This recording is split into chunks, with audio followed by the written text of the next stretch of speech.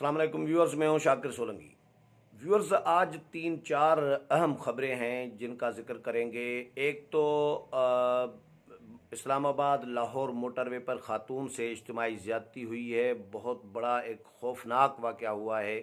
Motorway भी अब महफूज नहीं रहा। इस भयानक और खौफनाक वाक़े का भी जिक्र करेंगे। इसके अलावा नैब ने पीटीआई हुकूमत के ख़िलाफ़ कुछ स्कैंडल्स की इंक्वायरी का फ़ैसला किया है। बहुत बड़े स्कैंडल्स हैं। बिलियन ट्री सोनामी जो है ये अरबों रुपए का जो प्रोजेक्ट है, इसमें करप्शन के इल्ज़ाम आते हैं। और भी तीन चार बड़े स्कैंडल्स हैं, उनकी भी इंक्वायरी की मंजूरी दी है। नेब क्या करेगा, इस पर भी बात करेंगे।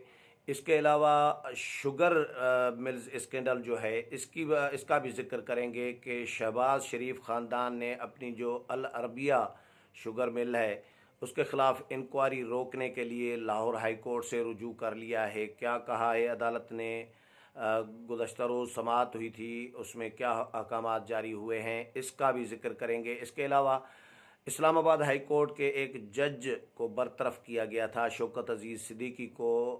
फैज़ाबाद धरने के बाद जो उनके जो रिमार्क्स थे आ रहे होते थे, सख्त रिमार्क्स होते थे इदारों के हवाले से, तो उनको बरतरफ किया गया था। तो उन्होंने भी सुप्रीम कोर्ट में उनका केस चल रहा है, तो अब उन्होंने भी आज दरख्वास्त दी है केस को तगड़ा चलाने के लिए, केस की जल्दी जो है समाअत करने के लिए। ये चार अहम खबरें हैं, इनका जिक्र करेंगे। पहले जिक्र करेंगे, लेकिन डिटेल में जाने से पहले उन दोस्तों से दरख्वास्त होगी जिन दोस्तों ने मेरा चैनल अभी तक सब्सक्राइब नहीं किया, वो चैनल को ज़रूर सब्सक्राइब करें। या पहली दफ़ा देख रहे हैं जो दोस्त, वो भी ज़रूर सब्सक्राइब करें ताकि आने वाली जो अपडेट्स हैं वो भी आपके साथ शेयर होती रहें। और अगर प्रोग्राम अच्छा लगे तो इसको शेयर भी करें, लाइक भी करें और कमेंट्स भी करें। तो व्यूअर्स, पहले ज़िक्र करेंगे उस खातून का, मुसाफिर खातून का, जो सफ़र कर रही थी मोटरवे पे, इस्लामाबाद लाहौर मोटरवे पे। लाहौर से वो गुजरांवाला जा रही थी, तो गुजरपुरा का इलाका है लाहौर के करीब। वहाँ पर गुज़श्ता रोज़ भयानक किस्म का एक खौफनाक वाक़या हुआ है कि खातून की गाड़ी ख़राब हो गई और गुजरपुरा के करीब, और उन्होंने मोटरवे पर ही रोड के किनारे पर गाड़ी रोकी। जैसे ही गाड़ी रोकी तो कुछ दरंदे जो हैं जंगल से निकल आए रोड पर। जो एफआईआर हुई है, जो मैंने खुद, मेरे पास पहुंची है एफआईआर भी, ये आज छपा भी है अखबारात में। मजम्मती बयानात भी आ रहे हैं। शहबाज शरीफ का भी मैं कुछ देर पहले मजम्मती बयान पढ़ रहा था, लेकिन वज़ीर आज़म इमरान ख़ान, अभी तक उनका बयान मेरी नज़र से नहीं गुज़रा। कोई हिदायत, कोई नोटिस लिया हो, कोई कार्रवाई का हुक्म जारी किया हो, कोई मजम्मत की हो, ऐसा कोई बयान मेरे सामने अभी तक मेरी नज़र से नहीं गुज़रा। हो सकता है दिया भी हो, लेकिन मैंने अभी देखा नहीं है। तो गुजरपुरा के करीब जैसे ही वो खातून ने गाड़ी रोकी तो जंगल से दरंदे निकल आए और उन्होंने गाड़ी के शीशे तोड़कर खातून को बच्चों समेत उतार कर जंगल में लेकर गए हैं। और कहा जा रहा है कि जो हिफाजती तार है मोटरवे की, वो भी उन्होंने काटी है और ख़ातून को बच्चों के सामने इज्तिमाई ज़्यादती का निशाना बनाया है। उसके बाद फिर उनकी गाड़ी में 1 लाख रुपए की रकम भी बताई जा रही है और जेवरात भी थे, कुछ नकदी भी थी, तो ये भी छीन कर फरार हो गए हैं। पुलिस अभी तक कार्रवाई कोई नहीं कर सकी, कोई गिरफ्तारी नहीं कर सकी। जो इनाम गनी आईजी पंजाब लगाए गए हैं, उनका पहला ही दिन था चार्ज संभालते हुए। परसों ही लगाए गए थे आईजी पंजाब, नए आईजी। और ये पंजाब के इलाके में ये इतना बड़ा वाक़या, ये आईजी को पहले दिन ही एक इतना भयानक किस्म का तोहफ़ा दिया गया है, लेकिन पीटीआई की हुकूमत अभी तक कोई कार्रवाई नहीं कर पाई। समझ में नहीं आ रही हुकूमत करना क्या चाह रही है। अपने लड़ाइयों से उनको फुर्सत नहीं मिल रही, तो आवाम की हिफाजत क्या करेंगे। वज़ीर आला पंजाब उस्मान बुज़दार हों, पुलिस को 2 हिस्सों में तकसीम कर दिया है।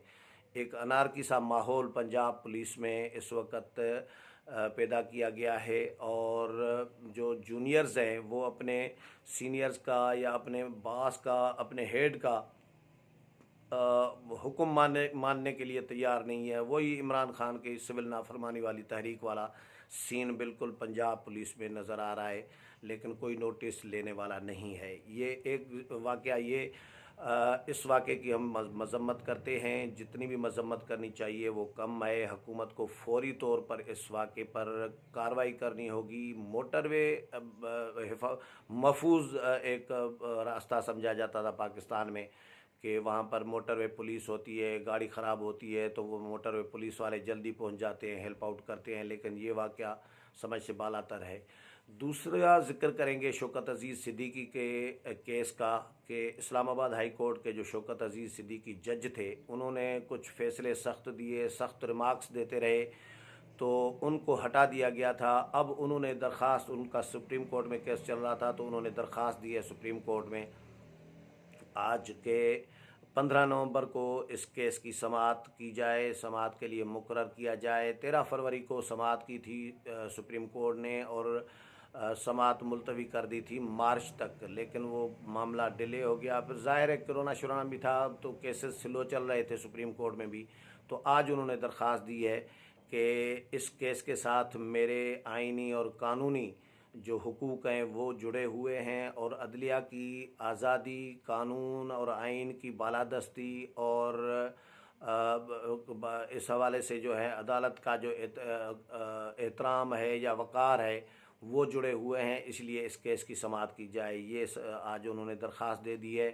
तीसरा केस है नेब का, कि नेब ने फ़ैसला किया है, 12 करप्शन केसेस की मंजूरी दी है। गुज़श्ता रोज़ चेयरमैन नेब की सरबराही में नेब के एग्जेक्टिव बोर्ड का इजलास हुआ, जिसमें पीटीआई की हुकूमत का जो मेगा स्कैंडल है, बिलियन ट्री सोनामी, जिसको कहा जा रहा है कि बिलियंस यानी अरबों दरख्त केपीके में हमने उगाए हैं, लगाए हैं, उस पर बिलियन रुपीस खर्च किए गए हैं, लेकिन कोई ऑडिट, कोई हिसाब किताब नहीं है। उंगलियां भी उठ रही होती हैं, इल्ज़ामात भी लग रहे होते हैं, लेकिन दरख्वास्तें भी जा रही होती हैं नेब में, लेकिन कोई कार्रवाई नहीं हो रही थी। तो अब नेब ने फ़ैसला किया है, अब देखते हैं फ़ैसला ही रहेगा या कार्रवाई भी होगी, क्योंकि नेब इससे पहले भी मैं बताता हूं कि किन किन के ख़िलाफ़, पीटीआई के लोगों के ख़िलाफ़ फ़ैसला कर चुका है।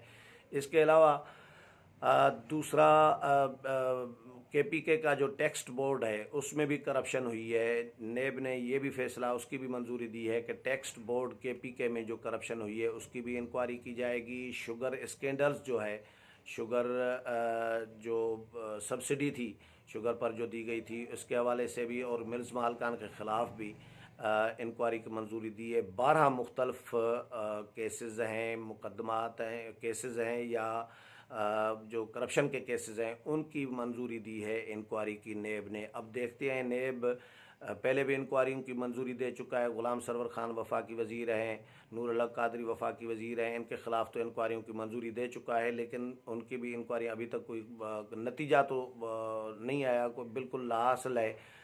तो इसका असर देखते हैं इन इंक्वायरियों का, कि नेब किस तरह इंक्वायरी करता है, कब इनको वाइंड अप करता है, कब कार्रवाई की सिफारिश करता है, उसका इंतज़ार रहेगा। आखिरी बात करेंगे शुगर स्कैंडल्स की, कि शुगर स्कैंडल जो है इसके हवाले से एक अल अरबिया शुगर मिल है शहबाज शरीफ ख़ानदान की, उसके ख़िलाफ़ भी इंक्वायरी जीआईटी ने की थी और कर रही थी।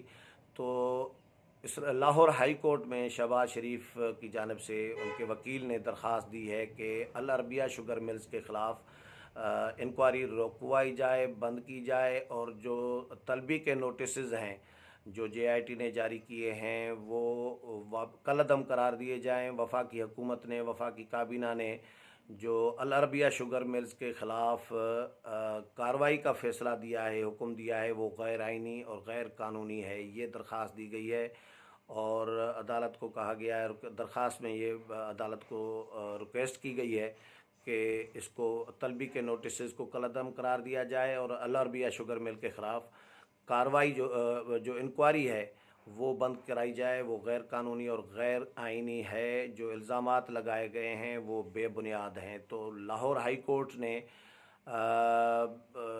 वफाकी हुकूमत से जो है 18 सितंबर को जवाब तलब कर दिया है। ये 4 अहम खबरें थी जो आपके साथ शेयर की हैं। उम्मीद है प्रोग्राम पसंद आया होगा। अगले प्रोग्राम में फिर मुलाकात होगी, तब तक इजाज़त चाहता हूँ। अल्लाह हाफ़िज़।